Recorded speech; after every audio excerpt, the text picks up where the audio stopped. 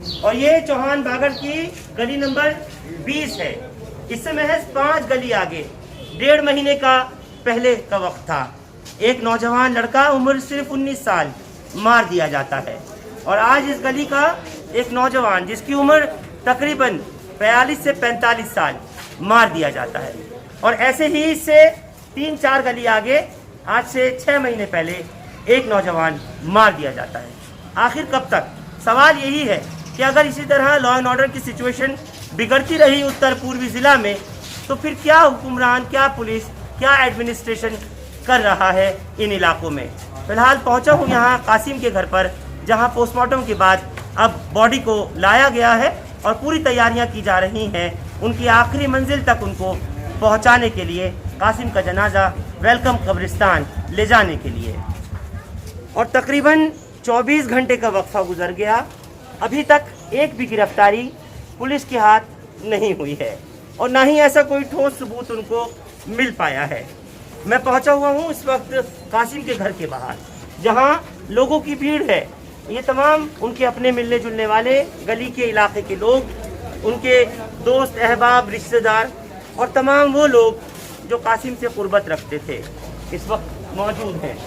अंदर पोस्टमार्टम के बाद डेड बॉडी को लेकर आया गया है और इस वक्त उनको यहाँ से ले जाने की तैयारी जो है वो चल रही है। इलाका इस वक्त पूरा रंज में, गम में डूबा हुआ है और चाहते सब यही हैं कि जो कसूरवार हैं, जिन्होंने ऐसा कुछ किया है, जिसने इंसानियत को शर्मिंदा किया, बच्चों से उसके बाप को छीना, माँ से उसके बेटे को, बहन भाइयों का वो लगता जिगर भाई नहीं रहा। एक विराम लगे, अंकुश लगे उत्तर पूर्वी दिल्ली में हो रहे जुराइम की वारदातों के ऊपर। एक हो समझ में आ गया, 2 हो समझ में आता है, लेकिन ताबड़तोड़ गोलियां चलाना और वो भी 14-15 लगातार फायर करना तब तक की जब तक कासिम नहीं मर गया, पहला वाकया नहीं था। रुकना चाहिए और अब इंतहा हो चुकी है। आखिर इस तरह से जान के दुश्मन बने हुए क्यों हैं लोग कि कोई नहीं समझ पा रहा जिंदगी की असल कीमत है तो वो है क्या। मेरे साथ इस वक्त मकामी एमएलए अब्दुल रहमान मौजूद हैं, आए हैं उनके परिवार वालों के साथ यहाँ खराज अकीदत पेश करने के लिए। अब्दुल रहमान, मैं आपसे पूछना चाह रहा हूँ कि आखिर ये इलाके में चल क्या रहा है? एक कत्ल की वारदात को सुने हुए 4 दिन नहीं गुजरते कि दूसरा हो जाता है। लॉ एंड ऑर्डर कहाँ जा रहा है? देखिए, बड़ी अजीब सी बात है, सीलमपुर विधानसभा के अंदर आए दिन इस तरह की वारदातों का होना, और मुझे तो समझ नहीं आता कि पुलिस की कैसी चौकसी है यहाँ पर, या किस तरह का इंतज़ाम पुलिस का है कि पुलिस इन पर अंकुश नहीं लगा पा रही।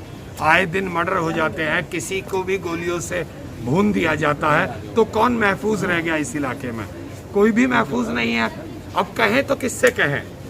हमारी तो यही समझ में नहीं आता। अगर पुलिस से इस बात को कहो तो पुलिस कहती है साहब ये तो सब जगह का हाल है, सब जगह यही बुरा हाल है। लेकिन मैं समझता हूँ कि ये पुलिस की सरासर नाकामी है और इस नाकामी को दूर करना होगा पुलिस को, वरना तो इस तरह के हादसे होते रहेंगे। मेरी जॉइंट कमिश्नर साहब से भी बात हुई, मेरे डीसीपी साहब से कल भी बात हुई और एसीपी साहब से भी बात हुई इस मामले में, और मैंने कहा भी आखिर ये क्या हो रहा है? आए दिन ऐसी घटनाएं, कहीं भी कोई आता है, कहीं 20 गोली चलाता है, कहीं कोई 30 गोली चलाता है, कहीं कोई 16 गोली चलाता है और किसी एक बेगुनाह की जान चली जाती है। तो इस पर उन्होंने, मुझे एक एसएचओ साहब खड़े थे, उन्होंने कहा भाई ये सब जगह है और हम तो अपनी तरफ से पूरी कोशिश कर रहे हैं। बहरहाल मेरी उनसे बात हुई कि मतलब पुलिस ये बयान दे रही है गैर जिम्मेदारी का कि सब जगह है। आप लोगों को बता रहा हूँ, विधायक खुद कह रहे हैं कि पुलिस के अधिकारी कह रहे हैं। एक एसएचओ जिनसे बात इनकी हो रही थी, एमएलए अब्दुल रहमान की, इतना गैर जिम्मेदाराना बयान है कि ये तो सभी जगह हो रहा है। यानी कि पुलिस का काम सिर्फ इतना ही कहना भर रह गया कि ये सभी जगह हो रहा है। और जैसे मैंने आपको बताया कि मासूम बच्चों से उनके बाप को छीन लिया जाए, उन बच्चों के दिलों से जा कर के पूछिए, उसकी बीवी से पूछिए कि जिसका शौहर चला गया, उन माँ बाप से पूछिए जिनकी औलाद चली गई। और पुलिस कहती है कि ये सिर्फ और सिर्फ हमारा नहीं, सब जगह होता रहता है। देखिए, एक चीज़ मैं कहना चाहूँगा फरहान भाई, कि जिस तरह का ये हादसा हुआ वहाँ और भी 5-6 लोग बैठे हुए थे, वहाँ पर कासिम भाई भी बैठे हुए थे, और इस तरह आकर गोलियां चलाना, तो पुलिस को जल्द से जल्द उन मुलजिमों को पकड़ना चाहिए, मुजरिमों को, और उनको सख्त से सख्त सजा देनी चाहिए, और ऐसी सजा हो जिससे अंकुश लगे बाकी लोगों पर, उन्हें सबक मिले कि हाँ इस तरह की सजाएं भी होती हैं। तो सच्चाई से पुलिस को जांच कर जल्द से जल्द कातिलों को पकड़ना चाहिए, और एक भी कातिल इसमें छूटना नहीं चाहिए। जो भी इसमें गुनाहगार हैं उन सबको पुलिस को जल्द से जल्द कार्रवाई कर पकड़ के उन्हें जेल में डालना चाहिए, और उनके खिलाफ सख्त से सख्त कार्रवाई करनी चाहिए। लेकिन एमएलए साहब 24 घंटे हो चुके हैं, आपकी तरफ से इसमें क्या अभी तक हुआ है? और दूसरी बात, पता क्या चला, कहाँ की रंजिश थी, क्या कुछ था? देखिए, पुलिस पूरी बात को अभी बता नहीं रही है। मेरी बात भी हुई तो पुलिस ने एक बात कही कि कुछ चीजें ऐसी होती हैं जिन्हें हम मंजर आम पर अगर करेंगे तो फिर वो दिक्कत हो जाएगी हमारी तफ्तीश के लिए। तो पुलिस अपने हिसाब से तफ्तीश कर रही है, और मैं उम्मीद करता हूं कि अल्लाह करे जल्द से जल्द उन कातिलों का पता लगे और वो पकड़े जाए और उनको सजा मिले, की वजह भी पता लगे, कातिलों को सजा भी मिले।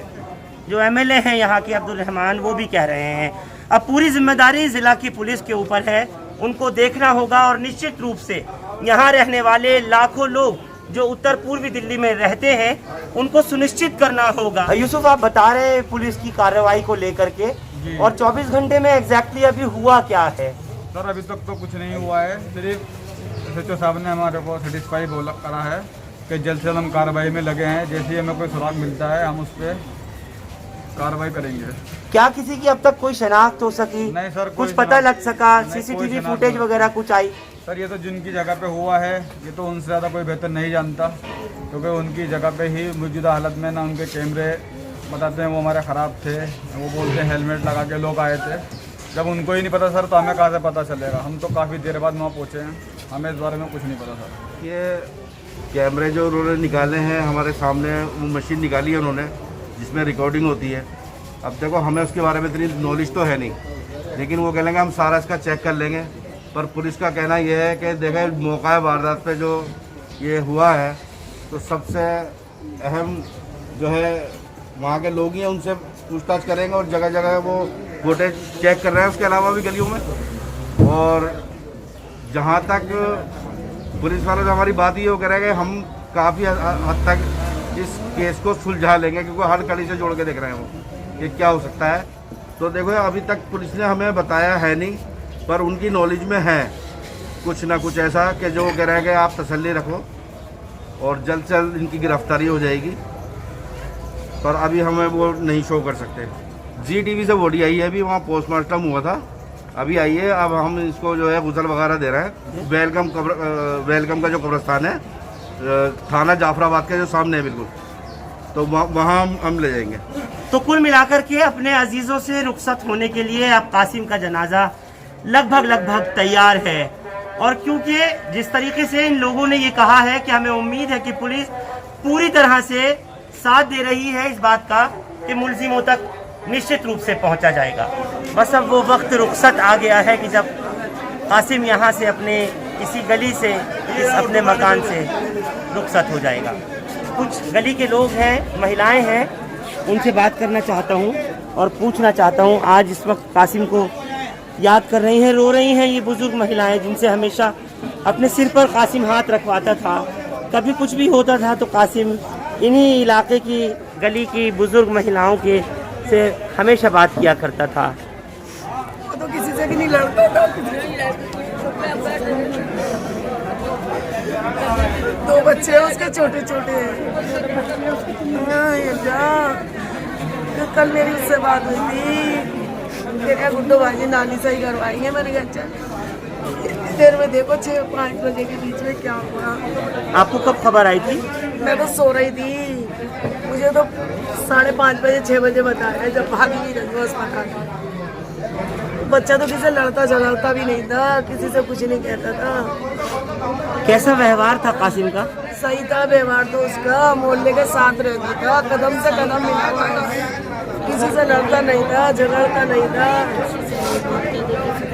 लॉकडाउन में भी राशन बांटा है। लॉकडाउन में राशन बांटा है सब मिलके सबों ने, गरीबों की मदद भी करी उसने, गरीबों की भी मदद करी है। गरीबों की मदद की। आप लोगों के साथ कैसा व्यवहार था? भैया हमारे औलाद भी हमारे साथ कैसे बढ़िया ही रहता था। हम तो गली के ही हमारे साथ हर वक्त दुआ सलाम बैठना, हर वक्त हमदर्दी थी बच्चे से भी हमसे भी।